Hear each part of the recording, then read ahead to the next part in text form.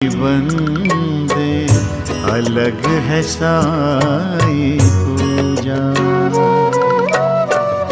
हर जीवों में साई बसा है, हर जीवों में साई बसा है, कोई न लागे दूजा।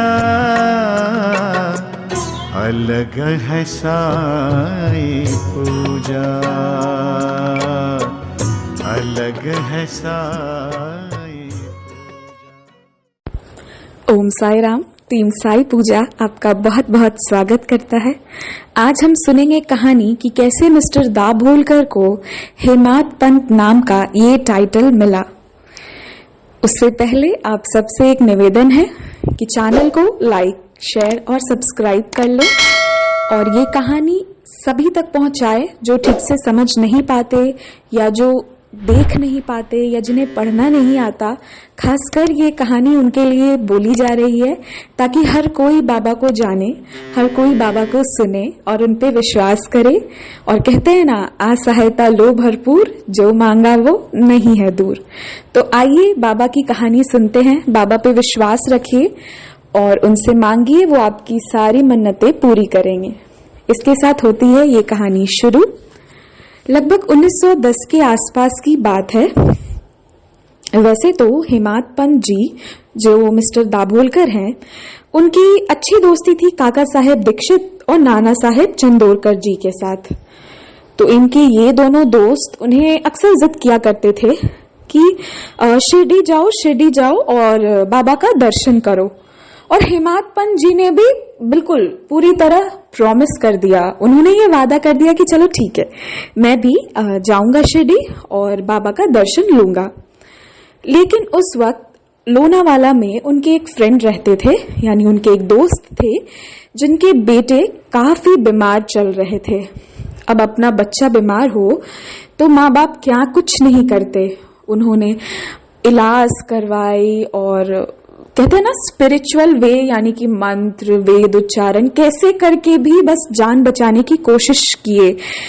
कहिए तो फिजिकल वे से, कहिए तो स्पिरिचुअल वे से। और जब वो सब ना हो सका तो वो लोग अपने गुरु को बुलाए और गुरु को बच्चे के बगल में बैठाए ताकि शायद गुरु के होने से उनका ये बेटा बच जाए, इनका ये बेटा ठीक हो जाए। पर वो कहते हैं ना, जो लिखा है वो होगा। वो अपने बच्चे को बचा नहीं सके। और ये सब देख के और ये पूरे दृश्य को सोचिए कि कोई करीबी दोस्त है, उसके साथ ऐसी घटना हो रही है। ये सब देखने के बाद इंसान का विश्वास उठने लगता है। वही हो रहा था हेमाद पंत जी के साथ। अब उन्हें ऐसा लग रहा था कि पता नहीं ये गुरु के होने से भी जब मेरे दोस्त के बेटे को बचाया नहीं जा सका तो मैं क्यों जाऊं, क्यों करूं दर्शन, मुझे क्या जरूरत है गुरु की। और वो ये सोच रहे थे कि जो होना होगा वो तो होगा ही। फिर गुरु की कोई खास इंपॉर्टेंस अब उन्हें नजर नहीं आ रही थी, क्योंकि जिंदगी में जब कोई इंसान के साथ कुछ ऐसी घटना हो जाए, लाख प्रयास लाख कोशिशों के बाद तो दिल तो टूटना वाजिब है। बस यही हेमाद पंत जी के साथ भी हुआ। वो अब शिरडी नहीं जाना चाहते थे। वो अपना शिरडी जाने का ट्रिप कहिए पोस्टपोन कर दिए कि चलो ठीक है, अभी नहीं, बाद में फिर चला जाऊंगा। ऐसा करके वो छोड़ दिए थे अभी शिरडी जाने की बात। तभी मिस्टर नाना साहेब चंदोरकर, जिनकी बात मैंने स्टार्टिंग में की थी, काका साहेब दीक्षित और नाना साहेब चंदोरकर, ये दोनों हेमाद पंत जी के अच्छे मित्र थे। तो मिस्टर नाना साहेब चंदोरकर वो एक डिविजनल ऑफिसर थे और वो बसेन जा रहे थे। अब बसेन क्यों, तो कुछ काम की सिलसिलों में वो बसेन जा रहे थे। बसेन जाने के लिए वो थाने और थाने से दादर और वहां से वो बसेन की ट्रेन का वेट कर रहे थे। थाने से दादर आना और आकर दादर में बसेन की ट्रेन का वेट करना। इस दौरान उन्हें कुछ वक्त मिला तो वो सोचे कि चलो क्यों ना हेमाद पंत से मिलाऊं। तो वो बांद्रा लोकल, वहां पे मुंबई में आपको पता ही होगा, वहां तो लोकल ट्रेन्स चलती है ना, एक जगह से दूसरे जगह मुंबई के अंदर ही ले जाने। तो वो चले गए और वो सोचे कि चलो हेमाद पंत से मिलते हैं, बांद्रा लोकल लेकर। और वो जैसे ही वहां पे बांद्रा में पहुंचे, वहां उन्होंने बुलाया हिमायत पंत जी को और बोला कि सुनो तुम शिरडी जाओ। और वो तो उन्हें हमेशा ही जिद करते थे और हिमायत पंत जी भी हमेशा वादा कर ही देते थे कि चलो हाँ आऊंगा, पर जो भी घटनाएं हो रही थी इसकी वजह से तो वो जा नहीं रहे थे। लेकिन इस बार जो बहस हुई और जो तरीके से उन्होंने समझाया नाना साहेब चंदोरकर जी ने, तो इसके वजह से वो मना नहीं कर पाए कि मैं शिरडी नहीं जाऊंगा, क्योंकि कहते हैं ना, द इनएविटेबल शैल हैपन, जो होना होगा, जो होनी लिखी होगी, उसे टाली नहीं जा सकती। ये होना था और शायद बाबा को हिमायत पंत जी को शिरडी बुलाना होगा, इसलिए इतनी सारी लीलाएं रची जा रही थी कि कैसे नाना साहेब चंदोरकर जी थाने से बसेन जाने के दौरान बीच में यहाँ हिमायत पंत जी से मिलते हैं। खैर, इसके बाद हिमायत पंत जी तैयार हो जाते हैं कि चलो मैं शिरडी जाता हूँ। फिर अपनी पूरी पैकिंग करने के बाद उसी रात, जिस दिन उन्होंने नाना साहेब से मिला था, उसी रात वो शिरडी के लिए अपना लगेज पैक करके निकलते हैं कि चलो अब मैं शिरडी जाऊंगा। तो वो दादर जाते हैं और वहां से वो ट्रेन पकड़ने का सोचते हैं कि मैं मनमाड तक का ट्रेन ले लूंगा। तो वो दादर में चले गए और दादर के लिए वो बैठ गए ट्रेन में कि दादर, फिर वहां से मनमाड चला जाऊंगा। लेकिन बाबा है ना, उन्हें जिसे बुलाना होगा वो कैसे करके भी आएंगे, बचाएंगे, बुलाएंगे। तो होता ये है कि जब वो ट्रेन में बैठ जाते हैं तो एक मुस्लिम जैसा वेशभूषा में एक आदमी आता है और वो हिमायत पंत जी से पूछता है कि सुनो तुम कहाँ जा रहे हो? तो हिमायत पंत जी ने उन्हें बताया कि मैं तो साईं बाबा का दर्शन करने शिरडी जा रहा हूँ। तो वो बाबा जो हैं, वो जो बूढ़े से मुस्लिम बाबा आए थे, मतलब मुस्लिम के वेशभूषा में दिखने वाले वो इंसान कहते हैं कि सुनो, तुम दादर में मत रुको, तुम बोरी बुंदर चले जाओ, क्योंकि मनमाड मेल जो है वो दादर में नहीं रुकता और तुम मनमाड के ट्रेन में बैठ के शिरडी जाना चाहते हो। अब भाई, ट्रेन जो शिरडी जाने वाली है वो दादर में रुकेगी ही नहीं, तो तुम यहाँ पे रह के कैसे शिरडी पहुंच पाओगे? तो वो जो मुस्लिम बाबा आए, उन्होंने जैसे ही सजेशन दिया तो ये तुरंत ही बोरी बुंदर चले गए। दादर में इन्होंने वेट नहीं किया और इस तरह बोरी बुंदर से फिर ट्रेन ली और शिरडी पहुंच गए। तो यहाँ आपने रियलाइज किया होगा कि ये डिवोटी जिन्हें शिरडी बुलाया जा रहा था, जो अवॉइड कर रहे थे, बाबा ने कैसे कैसे करके इन्हें सही ट्रेन में बैठाया। अब ये तो नहीं है कि वो मुस्लिम वेशभूषा में कौन था, पर ये साईं की ही लीला है। और किसकी लीला हो सकती है? जब बाबा को शिरडी बुलाना होता है ना, तो वो बुला ही लेते हैं। और हिमायत पंत जी को भी बुलाना था, इसलिए उन्होंने पूरी ये घटना जो गड़बड़ हो रही थी, जो ट्रेन जो स्टेशन में वो थे जहां से वो शिरडी नहीं जा पाते, तो कैसे बाबा खुद आते हैं या किसी को भेजकर अपने भक्तों का मदद करते हैं और काम पूरा करवाते हैं। बस इस प्रकार हिमायत पंत जी पहुंच जाते हैं शिरडी।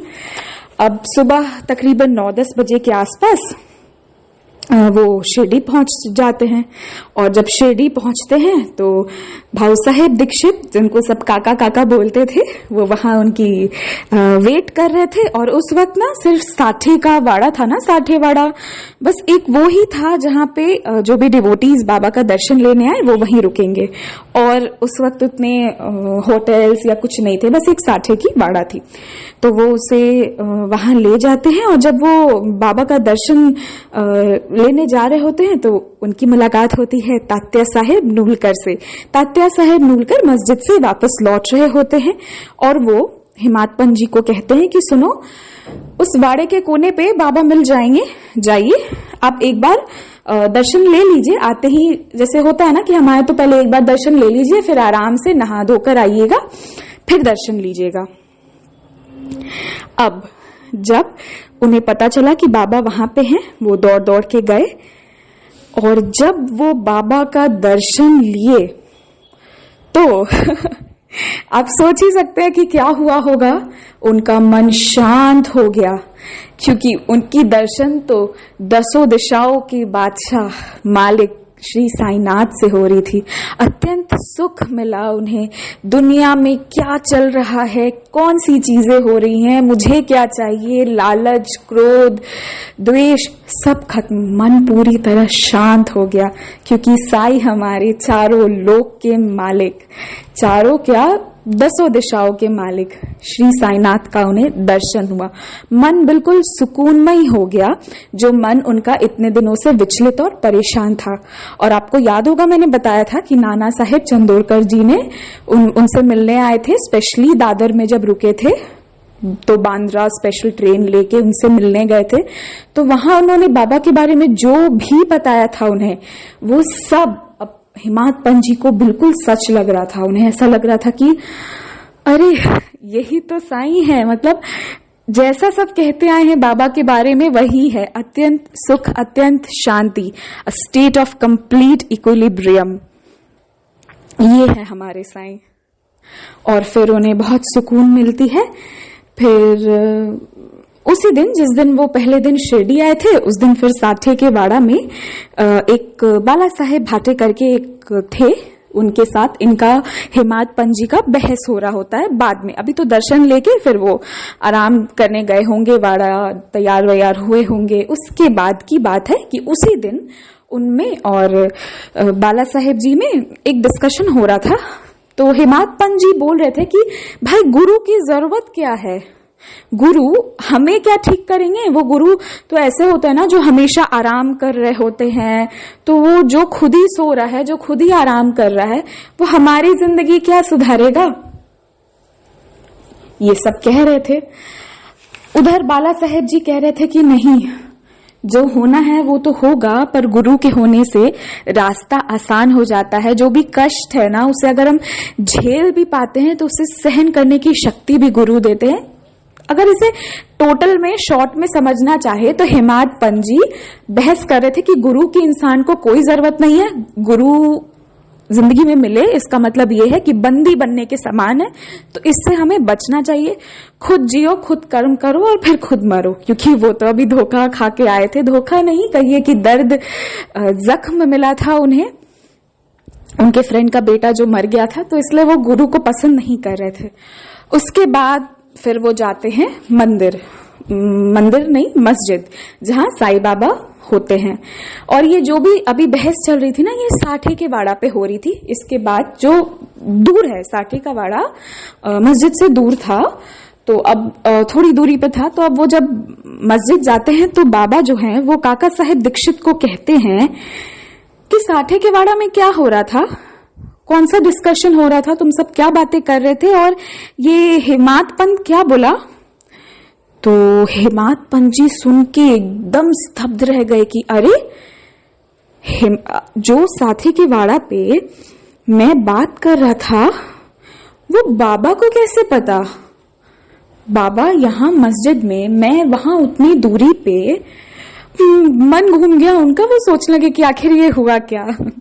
पर हम लोग तो जानते हैं ना, साईं तो साईं है, वो हर जगह है, वो सबके दिल में है, वो निराकार है, वो चारों तरफ है, हर जगह है साईं। चाहे धरती पे ढूंढो, चाहे आकाश में ढूंढो, चाहे अग्नि में ढूंढो, चाहे कहीं भी ढूंढो। और फिर उन्हें भी इस बात का रियलाइजेशन होने लगा कि साईं जो है वो ओमनी प्रेजेंट है, मतलब हर जगह प्रेजेंट है, हर जगह है। तो यहाँ से उन्हें ये क्लियर हो गया कि ये साईं बाबा जो हैं ये सच में कहिए कि मालिक है। और उसके बाद वो सोचने लगे कि ये बाबा ने मुझे हिमात पंत नाम से क्यों बुलाया। अब हिमात पंत नाम के पीछे की आपको एक कहानी बताती हूँ। हिमात पंत जो है वो कहिए कि हिमाद्री पंत का एक टूटा फूटा हुआ नाम, उसे थोड़ा तोड़ के हिमात पंत में जोड़ा गया, छोटा कर दिया गया। हिमात पंत कौन थे या हिमाद्री पंत कौन थे? हिमाद्री पंत एक मिनिस्टर थे, यानी एक मंत्री थे। ये यादव डायनेस्टी है ना, उसमें महादेव और रामदेव नाम के जो राजा थे उनके ये मंत्री थे। और ये बहुत ही ज्ञाता थे, ये ज्ञानी थे। इन्होंने बहुत अच्छे अच्छे बुक्स लिखे थे, जैसे कि चतुर्वर्गा, चिंतामणि जो स्पिरिचुअल सब्जेक्ट से डील करता था, और राज प्रशस्ति। और ये मराठी में एक स्क्रिप्ट है मोधी, उसका भी इन्होंने ही ओरिजिनेट किया था। तो ऑल इन ऑल कह सकते हैं कि बहुत पढ़े लिखे आदमी थे, बहुत पढ़े लिखे इंटेलेक्चुअल थे हेमाद्री पंत, जिसका नाम तोड़कर हेमाद पंत बाबा ने मिस्टर दाभोलकर जी का रख दिया। तो मिस्टर दाभोलकर जी सोचने लगे कि अच्छा, शायद हेमाद्री पंत से हेमाद पंत नाम बाबा ने मेरा इसलिए दिया ताकि मैं थोड़ा अच्छे से, सुकून से, हम्बली, जेंटली, नम्रता से लोगों से पेश आऊं। वैसे वो बहस कर लिया करते थे ना, तो शायद इसलिए बाबा ने मेरा नाम हेमाद्री पंत को तोड़ के हेमाद पंत रखा। लेकिन दोस्तों, हम ऐसे अगर देखें तो हेमाद पंत जी जो थे वो शिरडी संस्थान का पूरा देखभाल करते थे, साई दर्शन करने जो भी आए, और पूरा अकाउंट मेंटेन करते थे, जो भी पैसा का हिसाब किताब लेना देना था। और उन्होंने श्री साई सच्चरित्र की रचना भी की। तो जो हेमाद्री पंत नाम के वो मिनिस्टर थे, उसी के जैसा तो ये हेमाद पंत जी, मिस्टर दाभोलकर जी ने भी काम किया ना, हमें ये सच्चरित्र दी। ये सच्चरित्र लेखनी है तभी हम बाबा को इतने अच्छे से जान पा रहे हैं। तो शायद कहीं ना कहीं इसलिए भी बाबा ने उनका नाम हेमाद पंत रखा हो, क्योंकि बाबा तो सब जानते हैं और बाबा ये भी जानते हैं कि कब उन्हें किससे क्या सेवा लेना है। तो शायद उनके किस्मत में ये लिखा हुआ था, शायद क्या उनके किस्मत में ये लिखा हुआ था कि श्री साई सच्चरित्र बाबा उनको माध्यम बना के लिखवाएं, इसलिए उनका नाम पड़ा हेमाद पंत। तो ये थी कहानियां कि कैसे बाबा अपने डिवोटी को शिरडी बुलाए, और कैसे बाबा चारों दिशाओं हर जगह प्रेजेंट हैं, और कैसे वो लोगों के मन की बात समझ जाते हैं। और कैसे बाबा ने हेमाद पंत जी का नाम, मतलब मिस्टर दाभोलकर जी का नाम हेमाद पंत रखा, क्योंकि वो जानते होंगे कि कैसे हेमाद पंत जी से क्या क्या काम लेंगे और वो क्या क्या सेवा देंगे, उस हिसाब से बाबा ने उनका नाम भी रखा। तो ये कुछ छोटी छोटी बातें थी, ये एक छोटी सी कहानी आप सबके सामने लेकर आई मैं साई पूजा के द्वारा। आशा है आप सबको अच्छा लगा होगा। ये कहानी जरूर शेयर कीजिएगा, खासकर उन लोगों के साथ जो ठीक से समझ नहीं पाते या पढ़ नहीं पाते।